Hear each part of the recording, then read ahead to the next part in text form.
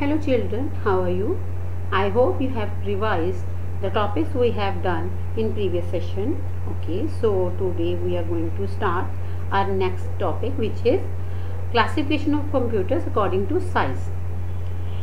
According to size, the computers are classified in 5 groups. So first of all, we are going to discuss the supercomputers. You know that the supercomputers are the biggest computers and powerful also. So they are also expensive. They can perform large calculations and complex calculations. Their speed is very high. Even that's why they are used in big organizations only. They can process 1 trillion instructions per second, and its uses, like, they can be used for weather forecasting, nuclear power, military, and etc. So now next move to mainframe computers. Mainframe computers are also large and powerful, but they are less powerful than supercomputer. They are also very expensive. Their capacity is to hold multiple operating systems. That means multiple users can use that computer. And the first mainframe computer was developed by IBM, International Business Machine. So come to its speed, that it can process millions of instructions per second.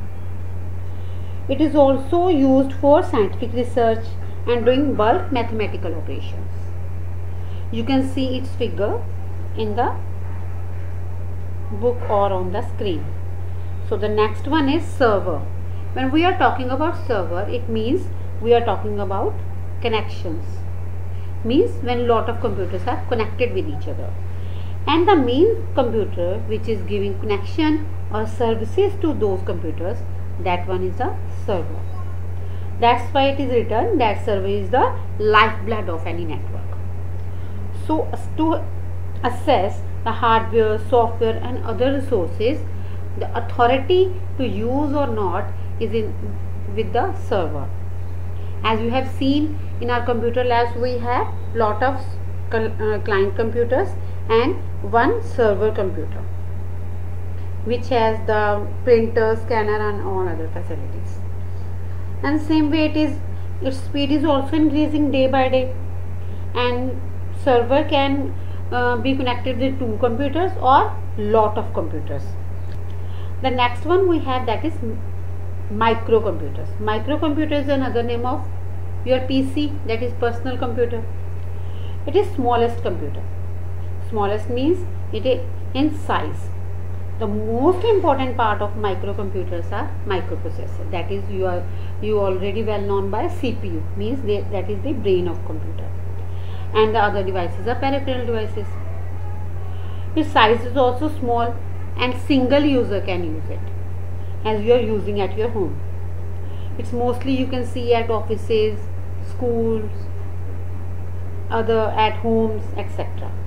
Its speed is also increasing day by day, and it can do the single user. It can satisfy the need of single user, like creating documents, doing calculations, keeping records, drawing images, all these things, etc. Your desktop is also an example of microcomputer. So here we will discuss the desktop computers also. Desktop computer, you know that the computer which you can place in front of you on the desk are known as desktop computers, as you have used in your computer lab and at home also. So desktop computers are designed in such a way that it is a system unit which has input device, output device and other devices also, like processing. After that, next if we will move, then we have next one we have, that is mobile devices. Mobile devices means those devices which we can carry from one place to another. If we are talking about mobile devices, that surely they are portable, means they are small in size. Mobile devices is used to store data permanently in its memory, whether it have any chip, memory card or any other thing.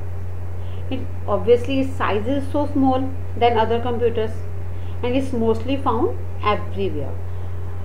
And its speed is also increasing day by day, and you can also connect that computer with the personal computers.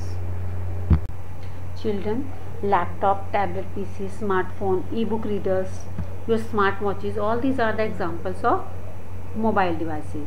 So now we will discuss all these devices one by one. First of all, we will start with laptop computers. As you know, laptop computers are portable devices. We can carry them anywhere, and your keyboard and touchpad are already built in, and they all are in single device. After that, next is tablet PC. Tablet PC is a special type of portable device. There is no external keyboard or touchpad. You can use your fingers or digital pen to write on it and draw on it, and even you can select the items by your fingers only. They are bigger than smartphones, but like smartphones only. So now let us move to smartphones. Smartphones, as you all are using nowadays, smartphones are small devices which are on which you can use internet, you can call to others, you can do video calling, you can use it for different purposes. And it's another a small computer. After that, next we have e-book reader. E-book reader is again a portable device like smartphones. They are small in size, and you can read the electronic version of books on it, and they are also touch screen and internet enabled. The next one we have, that is smartwatch. You all are very well familiar with smartwatches. You are using nowadays. You know that we have a small display on them, and you can get the intimation of any call, and so many other apps are also working on them. You can see the messages, emails, calls, and even social networking you can use on them. Now come to digital camera. Digital camera is again a mobile device that allows the user to take photographs, and those photos you can save in them also, and you can transfer them to computer also. Even the user can take out the printouts from them. So the next and last one we have, that is game console. Children, you all have played games on different game consoles like Xbox and Sony PlayStation, etc. So these all are the game consoles. You can use the joystick for that, you can use as input, and you can use your own television as output device. So that's all, children. Now you have to read the chapter carefully, and then I will send you question answers and back exercise. Goodbye, take care.